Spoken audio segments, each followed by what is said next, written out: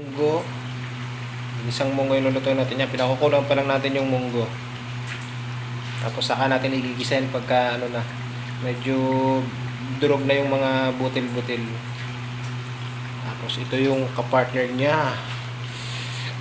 Chicken skin. Fried chicken skin yan. Mamaya pag malutong yan, ako, sarap niya sa suka na may sili. Yan, dalawa oh.